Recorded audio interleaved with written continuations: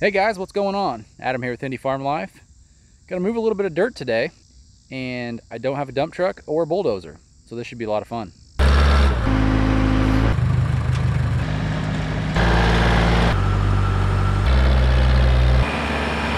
So in a prior video, you saw me out here knocking down these piles with the backhoe and tractor. This is all the dirt that came from the basement dig.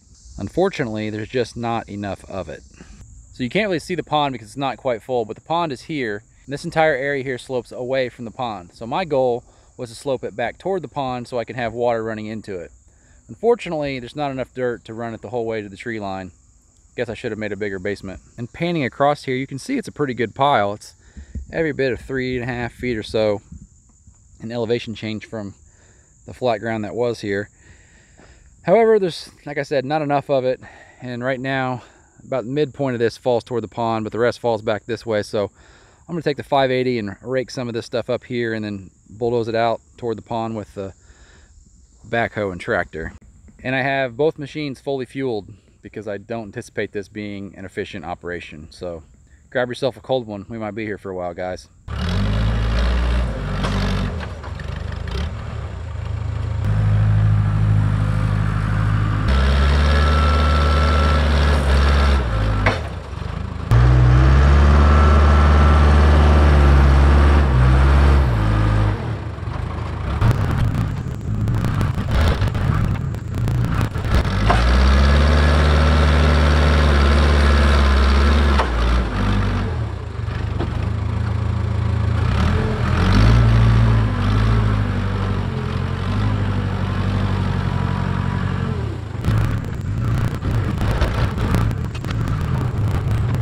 Well, that took all of about 3 minutes before I realized that that's not going to be the most efficient way to do this. Still may take as much time, but I'm bringing in the barge wagon. I had to drop the Gannon, but hopefully I can load with the hoe in here. I don't know if I have enough height to even do that, but at the very least, I'll break it up, load it with a bucket, and take 4 yards over at a time instead of 1 with the backhoe.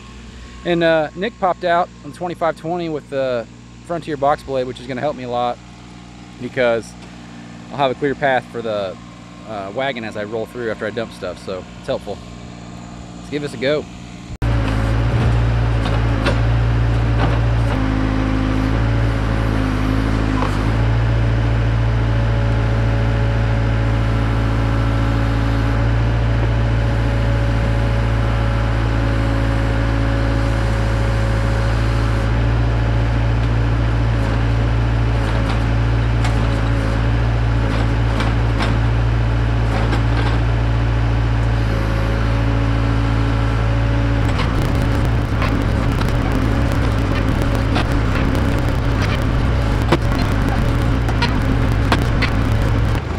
Okay, so that is slower than molasses in Canada in the dead of January.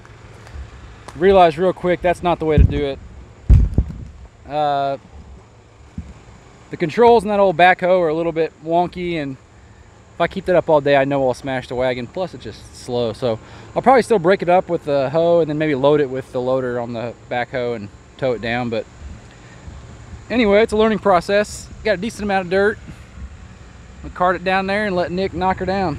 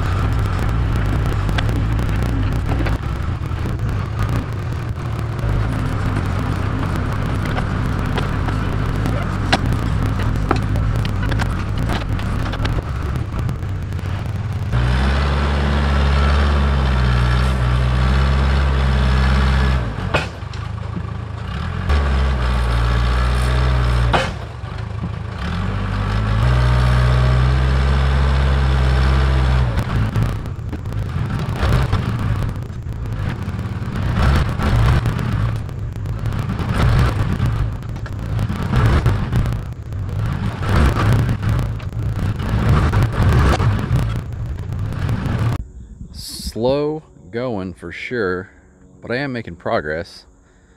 I know I've said it multiple times probably in this video already, but if my backhoe was 4-wheel drive, or if I had a bulldozer, things would be a whole lot easier.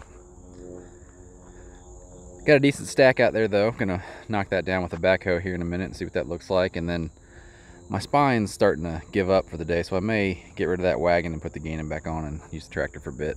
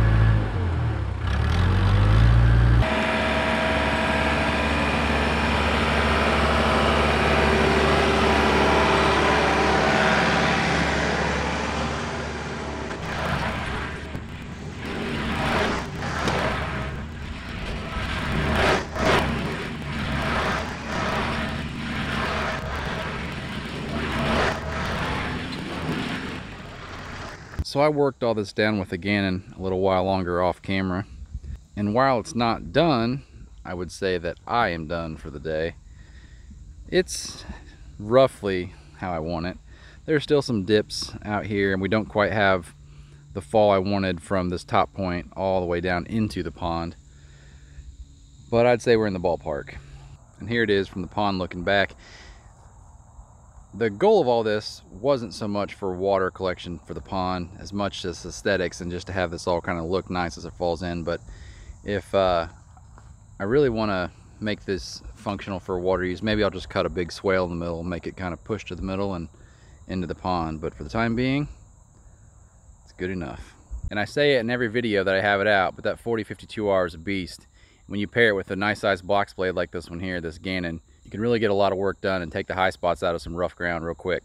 But if you haven't hit that subscribe button, hit it right now, guys. We'll see you next Tuesday at 9 a.m.